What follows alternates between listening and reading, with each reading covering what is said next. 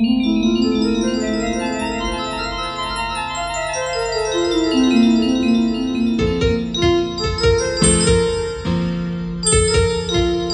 ఛానల్ను సబ్స్క్రైబ్ చేసుకోవడానికి subscribe button press చేయండి.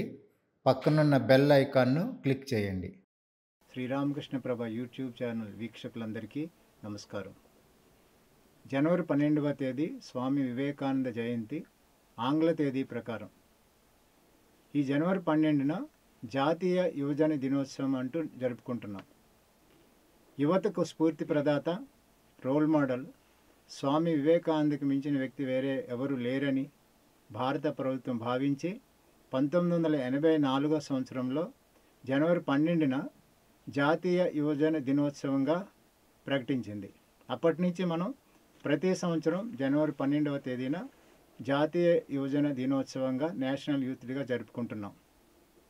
తరాలు మారుతున్న కొద్దీ ఈ రోల్ మోడల్స్ మారుతూ ఉండవచ్చు, కానీ స్వామి వివేకానంద అప్పటికీ ఇప్పటికీ ఎప్పటికీ ఆదర్శం, స్ఫూర్తి ప్రదాత. ఎందుకంటే ఉదాహరణకు ఆనాటి గాంధీజీకి స్ఫూర్తి ప్రదాత స్వామి వివేకానంద. ఈనాటి అన్నా హజారేకి కూడా స్ఫూర్తి ప్రదాత స్వామి వివేకానంద.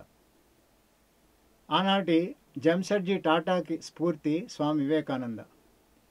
ఈనాటి బిల్ గేట్స్ కూడా స్ఫూర్తి ప్రదాత స్వామి వివేకానంద. ఆనాటి నికోలా టెస్లాకి స్వామి వివేకానంద స్ఫూర్తి ప్రదాత అయితే, అబ్దుల్ కలాం గారికి కూడా స్ఫూర్తి ప్రదాత స్వామి వివేకానంద.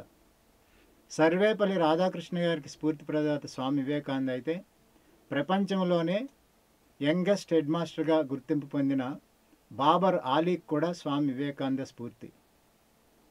అలాగే నేతాజీ సుభాష్ చంద్రబోస్ విద్యార్థిగా ఉన్నప్పుడు, ఆయనకి 14 ఏళ్ళు ఉన్నప్పుడు స్వామి వివేకానంద సందేశాన్ని చదువుతారు.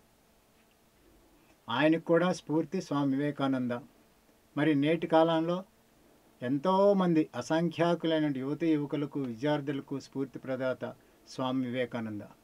ఇందులో ఎలాంటి సందేహం లేదు, ఇందులో ఎలాంటి అతిశయోక్తి లేదు.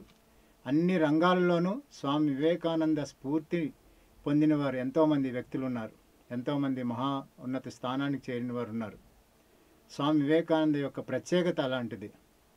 స్వామి వివేకానంద ఆయన యొక్క రూపాన్ని చూస్తేనే చాలు మనలో తెలియనటువంటి స్ఫూర్తి వస్తుంది, మనలో ఎక్కడ లేనటువంటి ఆత్మవిశ్వాసం పెరుగుతుంది. ఆయన రూపానికి ఉన్నటువంటి శక్తి అలాంటిది, ఆయన రాచ టీవీ అలాంటిది, ఆయన ముఖ వర్చస్సు అలాంటిది. స్వామి వివేకానంద యొక్క రూపాన్ని కొనియాడుతూ రోమా రోలా ఇలా అంటారు. ఈ రోమా రోలా ఫ్రెంచ్ సాహితీవేత్త, నోబెల్ బహుమతి గ్రహీత. ఇలాంటి వ్యక్తి స్వామి వివేకానందని ఏ విధంగా అన్నారంటే, Swami Vivekananda was a born king, no one ever came near him either in India or in America without paying homage to his majesty అంటారు. స్వామి వివేకానందని చూస్తేనే చాలు ఎలాంటి వారైనప్పటికీ కూడా శిరస్సు వంచి నమస్కరించాల్సిందే. అలాంటి శక్తి ఆయనలో ఉంది. ఈ నమస్కరించడం భయంతో కాదు, స్వామి వివేకానందని చూసి ఆ ఆరాధనా భావంతో, ఆ పూజ్య భావంతో, ఆ గౌరవ భావంతో మనం ప్రణమిలుతాం. అలాంటి శక్తి స్వామి వివేకానందకు ఉంది. ఆయన చూస్తేనే చాలు. అందుకే ప్రతి యువతి యువకులు, విద్యార్థులు ముఖ్యంగా స్వామి వివేకానంద చిత్రపటాన్ని వారి గదిలో పెట్టుకొని రోజు ఒక 5 నిమిషాలు ఆయన ముందు కూర్చుంటే చాలు. కళ్ళు మూసి కాదు, కళ్ళు తెరిచి ఆయన చిత్రపటాన్ని ఒకసారి చూస్తేనే చాలు. ఆయన ముఖ వర్చస్సు, ఆ దివ్య తేజస్సు మనలో ఎంతో స్ఫూర్తి నింపుతుంది. ఆ కళ్ళల్లో ఆత్మవిశ్వాసం ఉట్టుపడుతుంది. ఆ సింహ సదృశమైన రూపం మనలోనిటువంటి బలహీనతలన్నీ పారద్రోలుతుంది. అలాంటి శక్తి స్వామి వివేకానంద రూపానికే ఉంది. అలాంటిది స్వామి వివేకానంద సందేశం చదివితే ఇంకెంత ప్రభావితం అవుతామో మనం ఆలోచించవచ్చు. స్వామి వివేకానంద సందేశానికి ఉన్నటువంటి శక్తి ఎలాంటిదంటే, మరలా ఈ రోమారోలా గారే చెప్తారు.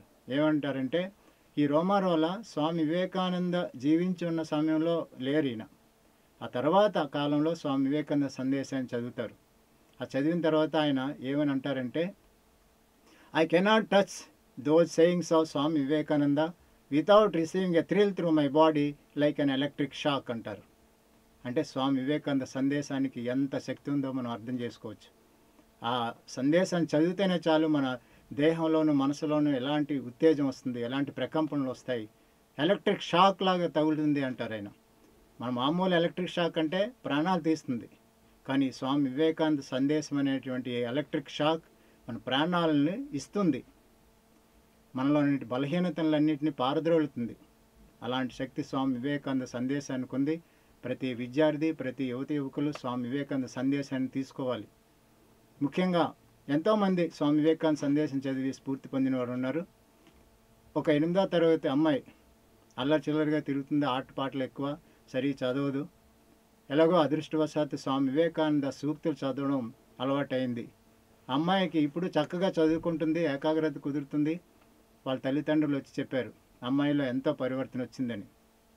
ఒక అబ్బాయి ఇంటర్లో ఫెయిల్ అయిపోయాడు, చాలా నిరాశ చెందాడు. ఇంకా నేను ఈ జీవితంలో ఏమి సాధించలేమో అనుకుని మానసిక బలహీనతతో కృంగిపోయాడు. అలాంటి ఆ ఇంటర్ ఫెయిల్ అయిన అబ్బాయి స్వామి వివేకానంద సందేశాన్ని చదివిన తర్వాత అబ్బాయిలో ఎంతో పట్టుదల పెరిగింది, ఆత్మవిశ్వాసం పెరిగింది. అబ్బాయి ఇంటర్ పూర్తి చేశాడు, డిగ్రీ పూర్తి చేసి, ఇంజనీరింగ్ పూర్తి చేసి ఇప్పుడు సాఫ్ట్వేర్ ఇంజనీర్గా జాబ్ చేస్తున్నాడు.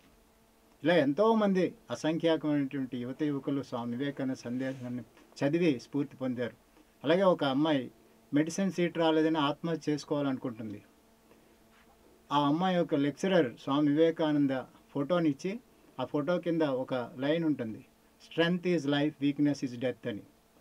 ఆ ఫోటో రోజు పెట్టుకొని ఆ అమ్మాయి ఆ వివేకానందని చూసి ధ్యానిస్తూ ఆ యొక్క మంత్రం అది. ఈ యువకులకి ఈ కాలంకి స్వామి వివేకానంద మాటలే మంత్రాలు. మంత్రం అంటే ఇంకేదో ఎక్కడి నుంచో భగవాన్ నామమే కాదు, ఆయన ఇచ్చిన ప్రతి వాక్కు కూడా ఒక మంత్రంలో పనిచేస్తుంది, అంత శక్తి ఉంది.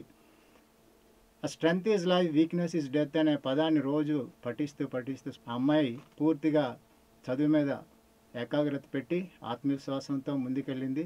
ఆ అమ్మాయి మెడిసిన్ సీట్ సంపాదించింది, ఇప్పుడు ఎండి చేస్తుంది. ఇలా చెప్పుకుంటూ పోతే ఎంతోమంది స్వామి వివేకానంద సందేశాన్ని చదివి స్ఫూర్తి పొందిన వారు ఉన్నారు. యువతకు స్వామి వివేకానంద ఎందుకు ఆదర్శం అంటే, నేతాజీ సుభాష్ చంద్రబోస్ మాటలు వింటే మనకి సందేహం తీరిపోతుంది.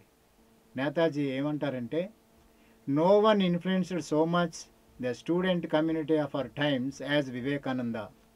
If he had been alive I would have been at his feet అంటారు. అంటే స్వామి వివేకానంద యువతను ప్రభావితం చేసినంతగా వేరెవరూ చేయలేదు. ఆ మహానుభావుడే ఉన్నట్లయితే ఆయన పాదాల దగ్గర ఉండేవాడిని అంటారు నేతాజీ సుభాష్ చంద్రబోస్. ఈ ఒక్క మాట చాలు మనం ఎందుకో వివేకానందని ఆదర్శంగా తీసుకోవాలో. స్వామి వివేకానంద యువత పైన ఆశలన్నీ పదే అనేవారు. ఎందుకు యువతని ఆయన ఎంచుకున్నారు?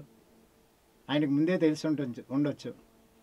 ప్రపంచంలోనే అన్ని దేశాల కన్నా అత్యధిక యువశక్తి ఉన్నటువంటి దేశం మన భారతదేశం.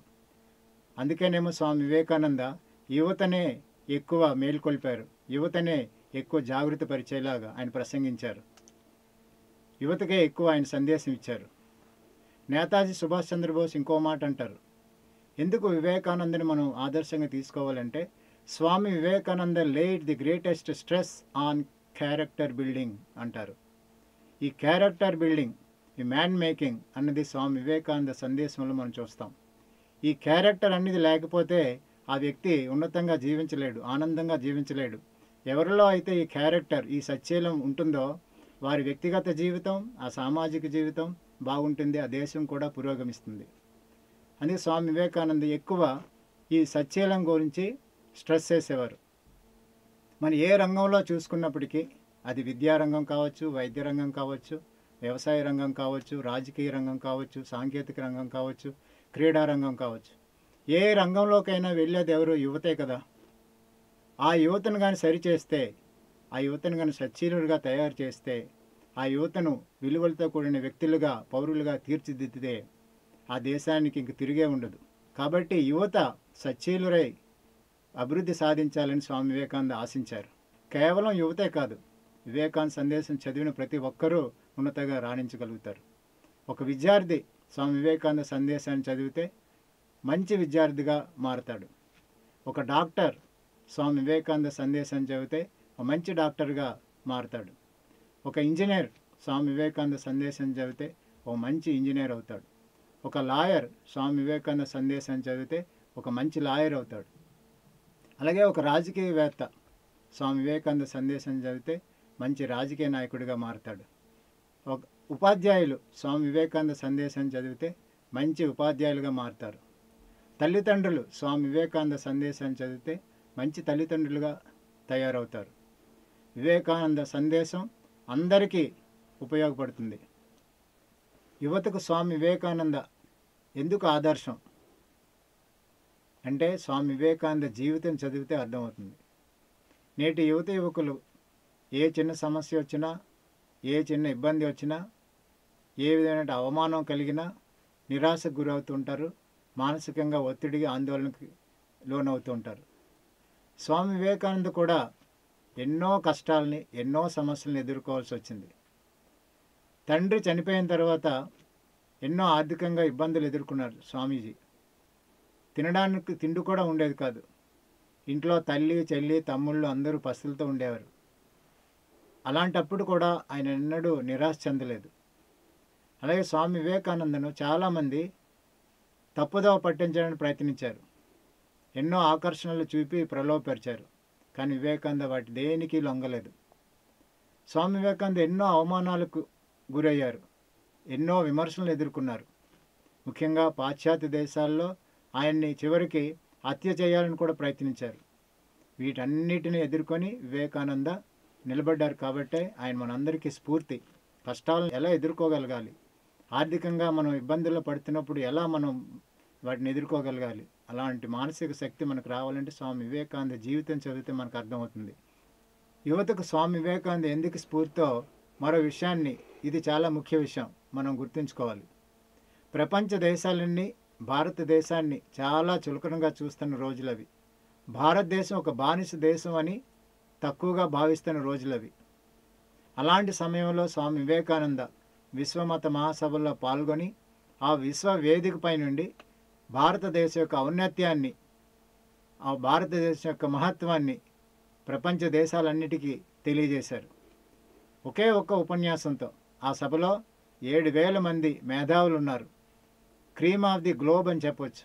మహామేధావులు ఉన్నటువంటి ఆ సభలో ఒకే ఒక్క ఉపన్యాసంతో ప్రపంచ దేశాలన్నీ భారతదేశం యొక్క గొప్పతనాన్ని గుర్తించేలా చేశారంటే స్వామి వివేకానంద శక్తి ఏంటో మనకు అర్థమవుతుంది. అప్పుడు స్వామి వివేకానంద వయసు కేవలం 30 సంవత్సరాలే. ఈ విషయాన్ని మనం మర్చిపోకూడదు. ఆయన యువకుడు. యువతకు ఎందుకు ఆదర్శం అంటే ఇప్పుడు మనకు అర్థమవుతుంది. మనం నలుగురు ముందు నిలబడి మాట్లాడడానికే భయపడతాం. చాలామందికి స్టేజ్ ఫియర్. అలాంటిది ప్రపంచ మేధావులు అందరూ ఒక దగ్గర ఉన్నటువంటి సభలో ఈ 30 ఏళ్ల యువకుడు మెప్పించాడంటే ఎంత సాహసం, ఎంత జ్ఞాన సంపద ఉందో మనకు అర్థమవుతుంది. ఆ ప్రపంచ దేశాలన్నీ కూడా భారతదేశం యొక్క గొప్పతనాన్ని గుర్తించాయి. మేధావులందరూ ఎంతగానో ప్రశంసించారు. అక్కడి పత్రికలన్నీ స్వామి వివేకానందను భారతదేశాన్ని వేనోళ్ళ కీర్తించాయి. ఓ పత్రిక రాస్తుంది, undoubtedly Swami Vivekananda is the greatest figure in the world parliament of religions. After hearing him we feel how foolish it is to send our missionaries to the great learned nation India అని. అంటే జ్ఞాన భూమి అయినటువంటి భారతదేశానికి మన మత ప్రచారకులను అక్కడ పంపించడం ఎంత అవివేకం, ఎంత మూర్ఖత్వం అని వాళ్లే ఒప్పుకున్నారు. అప్పటి వరకు భారతదేశం ఎందుకు పనికిరాని దేశం అని అందరూ చిన్నచూపు చూశారు. వివేకానంద ఒక్కసారి ఒకే ఒక ఉపన్యాసంతో వాళ్ళు కళ్ళు తెరిపించారు. స్వామి వివేకానంద భారత భాగ్య విధాత అని ఎందుకు అంటున్నామంటే చక్రవర్తులు రాజగోపాల్చారి ఇలా అంటారు, Swami Vivekananda saved India and Hinduism, but for him we would have lost our religion and our country అంటారు. స్వామి వివేకానంద కానీ లేకపోయి ఉన్నట్లయితే ఈనాడు మన భారతదేశం ఉండేది కాదు, హిందూ మతం ఉండేది కాదని. అందుకే స్వామి వివేకానంద భారతదేశం యొక్క తలరాతను తిరిగి రాసిన విధాత అని మనందరం అంగీకరించాలి. కాబట్టి యువకులు ముఖ్యంగా స్వామి వివేకానంద సందేశాన్ని స్వీకరించి ఆయన ఆశించిన విధంగా ప్రతి ఒక్కరూ పురోగతి సాధించాలి. ఆయన ఆశించింది ఏంటి? జనవరి 12వ తేదీన ఆయన విగ్రహాలకి దండలు వేసి చప్పట్లు కొట్టడం, జై వివేకానంద అంటే ఆయన ఏమి ఆనందించరు. ఆయనే చెప్పారు, నా విగ్రహాలు పెట్టి దండలు వేసినందు మాత్రం నేను సంతోషించను. నా యొక్క సందేశాన్ని ఎవరైతే పుణికిపుచ్చుకుంటారో, నా యొక్క సందేశాన్ని ఎవరైతే ఆచరిస్తారో అలాంటి వారిని నేను అభిమానిస్తాను, అలాంటి వారిని నేను ప్రేమిస్తానని స్వామి వివేకానంద అన్నారు. కాబట్టి స్వామి వివేకానంద సందేశాన్ని ప్రతి ఒక్కరూ స్వీకరించి భారత భాగ్య విధాతలుగా మారాలి. ఈ జాతీయ యువజన దినోత్సవ సందర్భంగా శ్రీ రామకృష్ణ ప్రభ విద్యార్థులకు యువతకు ఒక ప్రత్యేక సంచికను తీసుకొచ్చింది. ఈ సంచికలో స్వామి వివేకానంద సందేశాన్ని చదివి స్ఫూర్తి పొందిన మహనీయుల జీవితాల గురించి వ్యాసాలు ఉన్నాయి. యువత యువకులు ఎదుర్కొంటున్న సమస్యలకు పరిష్కారాలు ఉన్నాయి. అలా ఎన్నో స్ఫూర్తిదాయక అంశాలు ఉన్నాయి. ఈ సంచికను ప్రతి విద్యార్థిని యువత యువకులు చదివి స్వామి వివేకానంద స్ఫూర్తిని తీసుకోవాల్సిందిగా కోరుతున్నాం. స్వామి వివేకానంద ఆశీస్సులు అందరిపై ఉండాలని ప్రార్థిస్తూ నమస్కారం, సెలవు.